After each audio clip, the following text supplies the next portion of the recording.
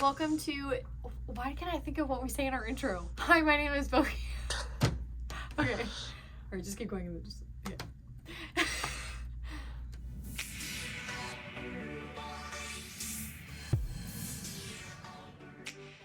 Hey guys, it's Boki here from Gigi's Fabric Shop and home of Juki Junkies, and welcome to part 2. If you didn't already watch part 1, we're gonna link it in the description below, but this video is for our beginners, right? So you probably clicked this video because you're really confused about all the terminology in a sewing machine, and this video is gonna be like learning the anatomy on a sewing machine, right? Learning those things that are gonna be really the same throughout all sewing machines, no matter if it's a $200 sewing machine all the way up to a $10,000 sewing machine. There's things that are always going to be the same throughout. So actually, let's keep this interesting. In the comments below, go ahead and drop a comment on what part of a sewing machine confuses you the most, because I think that's a really fun question. So today we're going to learn that terminology. I'm going to show you how to thread this machine, how to insert the bobbin, how to wind the bobbin, and then I'm going to go through kind of just like some basics on the stitches here. So make sure you check out part 1, because we did an awesome video actually on this machine telling you why we thought this was a fabulous beginner machine for you. So let's dive into it. Alrighty, you guys, so let's go over the features, the buttons, what they mean, and just like the basic functions of this machine that are really going to apply, like I said, across the board as far as sewing machines go. So this is the sewing machine in all its little glory, the HCL LB5020. Right here you have your power switch, so you're going to be able to turn the machine on and off. I have my foot pedal plugged in right now, and of course I have the machine plugged in. Okay, so those are the little functions on the side. All right, now coming up to here, I just want to talk about what this little guy is. So this is your hand wheel. When you turn this, you're going to notice that your machine needle goes down and up. If you bring it forward, bring it backward, okay? So that's what the hand wheel does. So when someone says turn your hand wheel, that's what that means, all right? Up here you have your bobbin winder. This is what's going to wind a bobbin for you. And if you don't know what a bobbin is, we'll get there, so do not worry. The bobbin is what's down here. So when you have a sewing machine, there's 2 areas of thread. There's thread coming from the bottom, and there's thread coming from the top. Hence why they're making a stitch. They're locking together and making a stitch. So this is a bobbin. You got to fill this up with thread for the machine to work. Okay, so every machine will have a bobbin winder for the most part. I mean, unless your machine's like really old or something and it doesn't have one, but this is your bobbin winder. Okay, so that's where we're going to do that. Moving next is where we keep our thread. So this is your thread holder. So some lay vertically like this. Sometimes there's machines that it comes from the back. It might stand up. But for the most part, well, every machine will have an area to hold your thread. Okay, so this one just happens to lay down like this. And this is a spool cap. Okay, so this little cap is what you'll put to hold your spool in place when you have the thread on this pin. Okay, so here, let me give you an example. So here's my thread. You want to make sure that the thread's coming from underneath. You're just gonna slide it through this little pin, okay? And then you'll use a spool cap to close this in. This spool cap is far too large for this spool, so I'm gonna find the smaller spool cap that comes with this machine, which is right here, and this is the perfect size to keep it all held in place so I can thread my machine. All right, so there's that. Every machine has components that give the thread tension. Tension is like in this guy right here. Okay, this is where you would wind the bobbin, and in your manual, make sure you spend some good time on understanding how to thread your machine, but the machines usually have these little shortcuts too. This little tension dial up here, so it's just like a little screw, but you would go in between those 2 discs to provide tension for the thread for it to be able to wind a bobbin, and I'll show you what that does when we actually wind our bobbin together. But every machine has tension, okay, and it has multiple points of tension because that's what's creating the swiftness and the definition in our stitches. Okay, so we're going to go over that. Right here is our tension dial. All right, every machine has a tension dial, again, because it's controlling the tension, and 4 is the standard setting on this machine. Make sure you refer to your machine manual to understand the standard settings and what happens when you increase and what happens when you decrease in tension. Okay, this machine is a computerized machine, so it has a electrical component to it. So when I turn it off, the screen is off, and then when I turn it back on, it'll light up, and this is what I call the form of communication between you and the sewing machine. So you're going to put what stitch you want in here. Remember, all of these stitches are numbered. Okay, so if I want to achieve stitch number 3, I would just go to stitch number 3, and it's going to tell me that I need to have the A foot on. Not all machines have this component. This machine happens to let me know exactly what foot I need to have on. So I need to have the A foot on, and then you control your stitch width and your stitch length. So stitch width typically is defined by a little zigzag like that. So that means how wide you want the stitch to be. So in the instance of like a zigzag right here, this is a little zigzag stitch. How wide do you want that stitch to be? You can control that right here, okay? And I'll show you what this does to a straight stitch as well. Next, you have this little line. It gets a little thinner, thicker, and then thick. That's your stitch length. So that is where you control how long you want your stitches to be depending on your project. So for reference, when you're putting a quilt together, you're piecing two pieces together, something very similar to this, okay? You're making this seam, you're joining fabrics together. You wanna use a nice tight stitch. So you'll probably use this stitch anywhere from 1.8 to about 2 when you're joining pieces together. So that is your length, all right?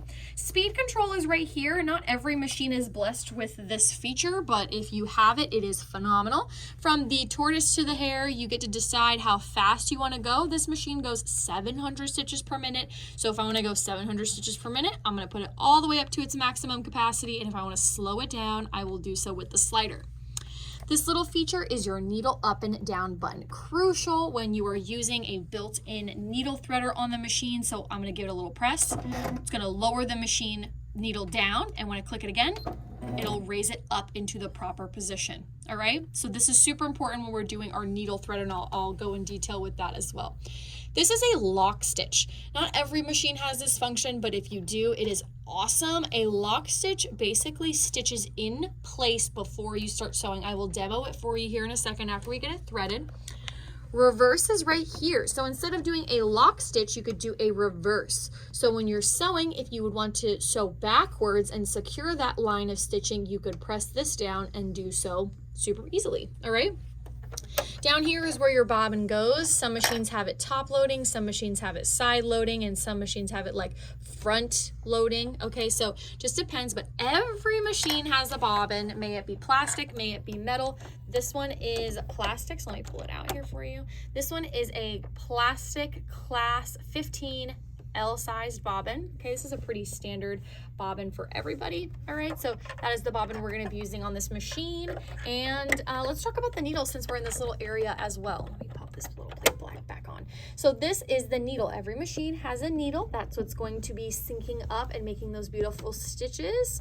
All right, most sewing machines just use a standard home sewing needle, which means that the needle has a flat side. So when you take the needle out of the machine, your needle will have a flat groove to it, and depending on how it goes inside your machine, on most machines the flat side will go to the back. So when you take it out and insert it in, the flat side will be on the back side. So you just want to use regular home sewing needles. We carry the Schmetz brand here. We absolutely love them. You can use Oregon, like the machine. This machine comes with a little pack of Oregon, but we really do enjoy the Schmetz needles. So that is the needle. Your needle threader is right here, okay, right on this side. All right, that's gonna come down and help you guide the needle. Right here is where you control your presser foot up and down. So when I lift this little black lever up, it's going to raise up my presser foot. And when I put it down, it puts it down. Some machines have it to the back, some of them have it to the side, but this is what controls your presser foot pressure. So those are kind of the basic functions here. We talked about the free arm and how there's a little cubby right here, but now let's talk about how you wind a bobbin and how you thread this machine, so then we can do some of those. Alrighty, you guys, so let's go ahead to begin and wind our bobbin. So we're gonna take our spool of thread. I am working with the Glide 40 in the color white. This is a truly fabulous 100% polyester thread that's virtually lint-free. We swear by this thread, so definitely check out the link in the description for this thread. You're gonna take your spool of thread and you're gonna put it on your pin, okay? Just gonna place it here, make sure it goes all the way through.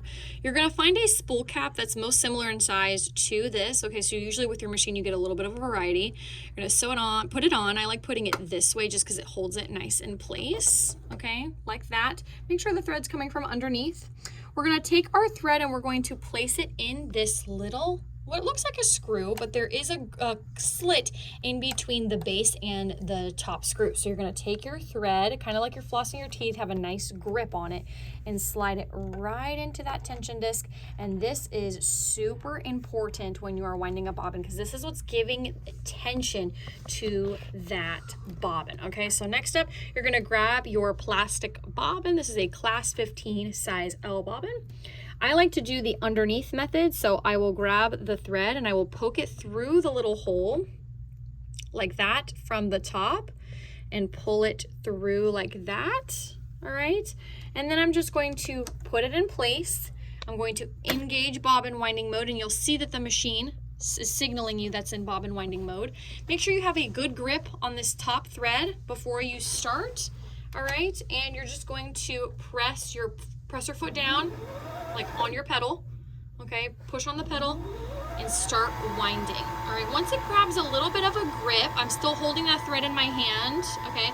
Once I have a good grip, I'm gonna stop and I'm going to trim that. Let me grab a pair of scissors. Just gonna trim as close as you can to the base, and then you just go ahead and start winding again. But you gotta make sure that it winds on a good amount so it's grabbing on, all right? There it is going. You see how it's in that tension disc?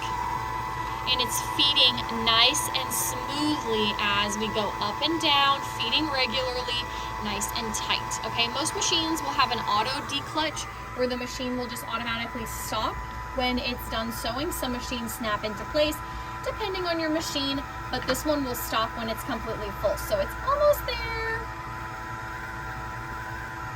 All right, and when it gets to the end, it's going to stop, all right?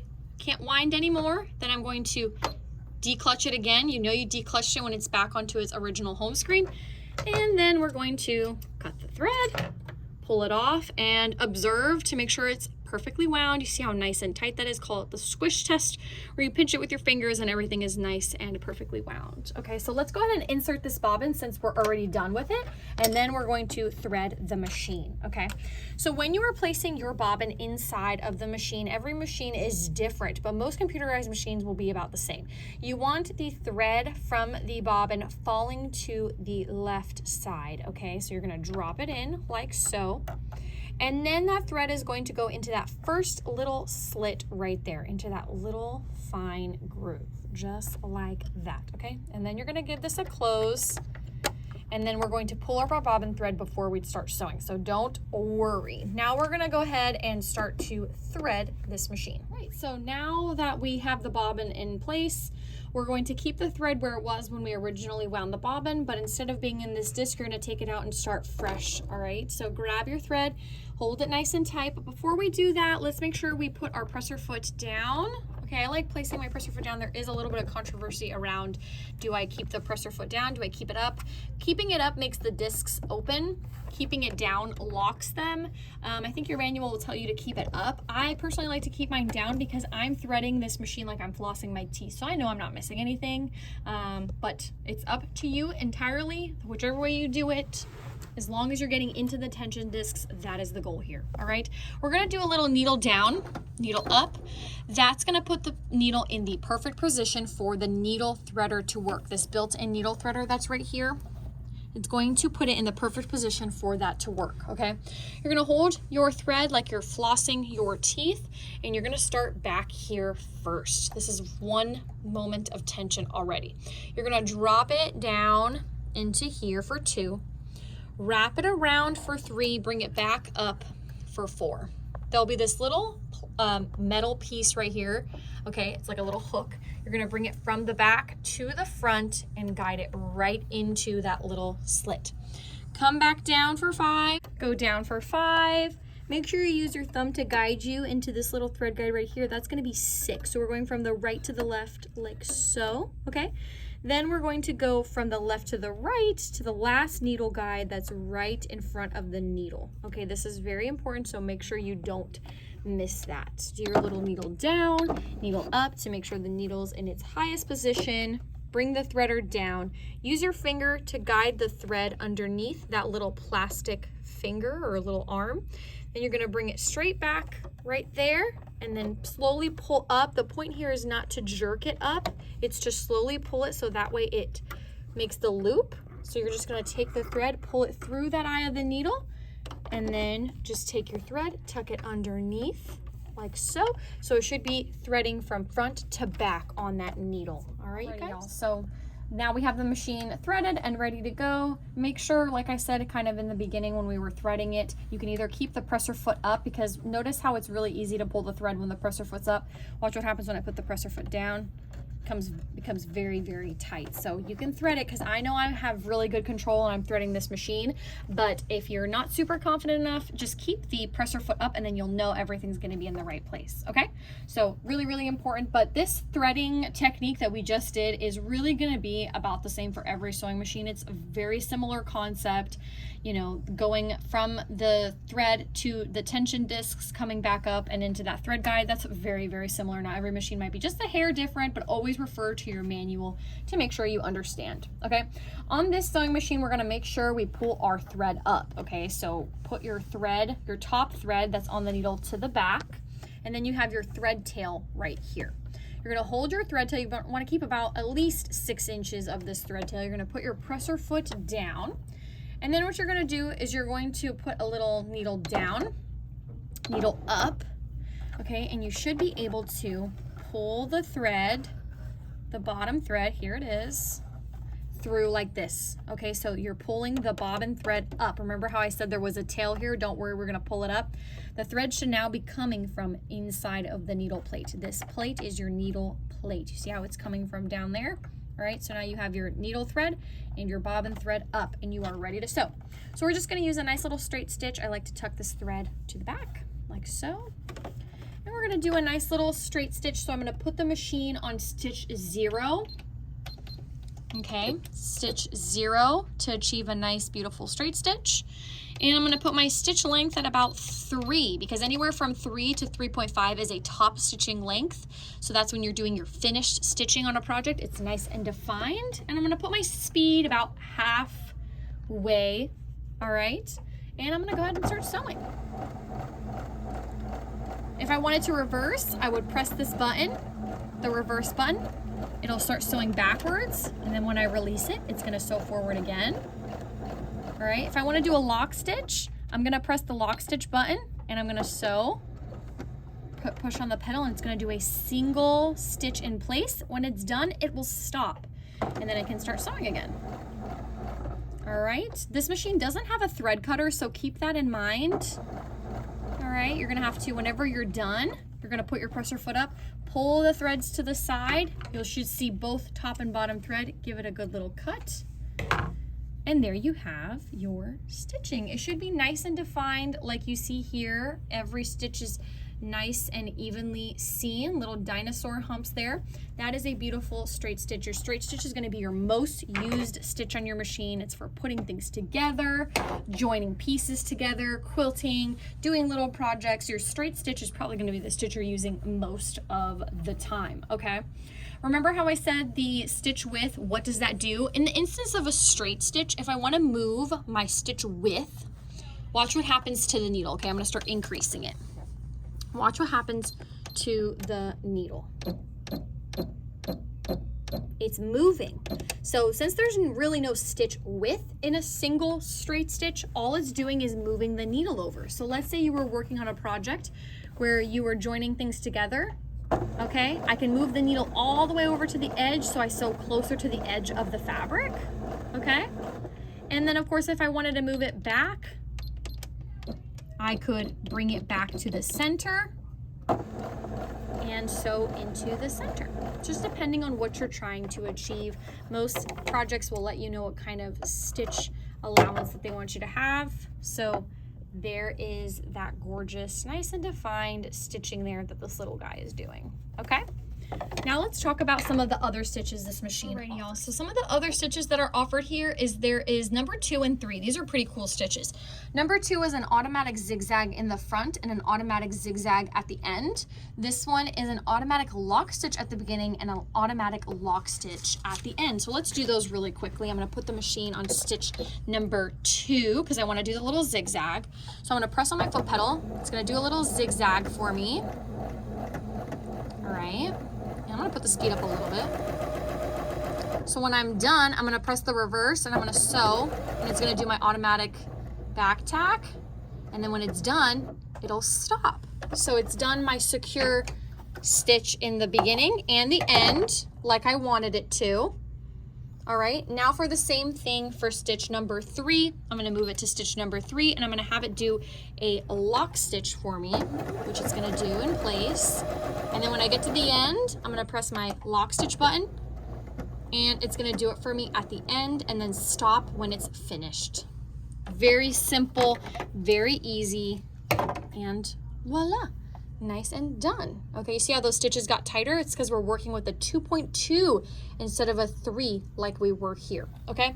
Some of the other stitches that's offered here, you'll see number 4, that is a nice triple stitch. That is a decorative type of stitch you would want to use if you're top stitching something. So like the stitching you'll see on top of a project. So like here, this stitching is the top finishing, okay? It's the stitches you want to see, similar to like quilting. This is your top stitching on a quilt, okay? It's your quilting. All right, you see the stitches there?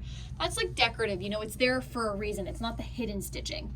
Next up, you have some of the zigzag stitches here. Zigzag stitches are mostly used for joining pieces together. They're used in apparel sewing. Number 8 is actually one that's used for stretchy fabrics because it has a little bit of breaking up in there.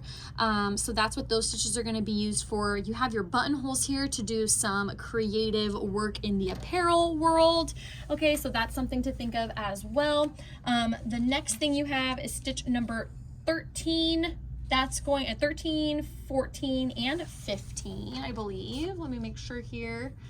Yeah, no, actually, I'm sorry. Stitch number 14 and 15 are going to be blind hem stitches. So this is going to be an awesome stitch to do when you're doing any kind of blind hem work, like hemming a pair of jeans or hemming a pair of trousers or something along those lines.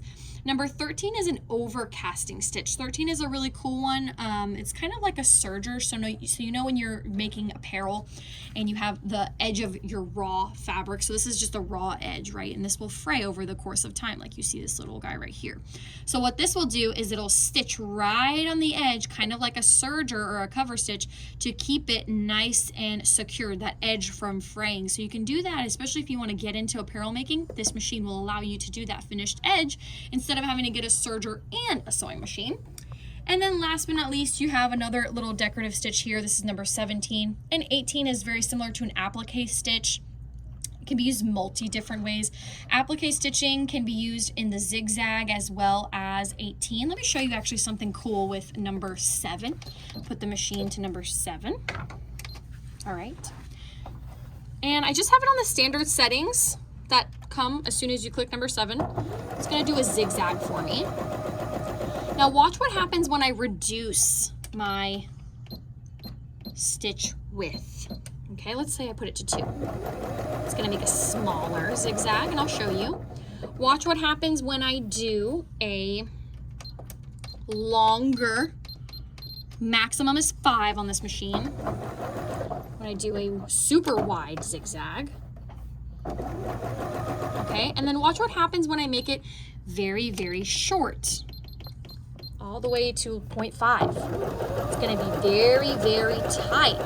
This would be something you would want to use in applique to secure all things together. So watch. I'm going to put the needle up and I'll show you all those changes we just did. So see how that is super, super tight? See how these are super wide, and then we got skinnier, and then we got wider. Okay, so all those adjustments you can do according to whatever project you're doing. So zigzag stitches are fabulous for applique projects, joining fabrics together, doing all kinds of things, and even in the apparel world, okay, there's lots of variety. I can't get over how beautiful that straight stitch looks. All right, so this machine, oh, and there's also scalloping. So 19 is a really cool one if you want to do some sort of scallop design, and then you could cut around the scalloping. That gets really fancy schmancy, so you guys can always check your manual for that. But I just wanted to show you guys some of the basic things that this machine does. It does a lot. 20 stitches doesn't seem like a lot, but it is. You have such a large variety of things you can do here, and these stitches apply to all kinds of sewing machines, and that's after your beginner sewing machine. Then you kind of realize, I really need this, or I really need that. I need more buttonholes.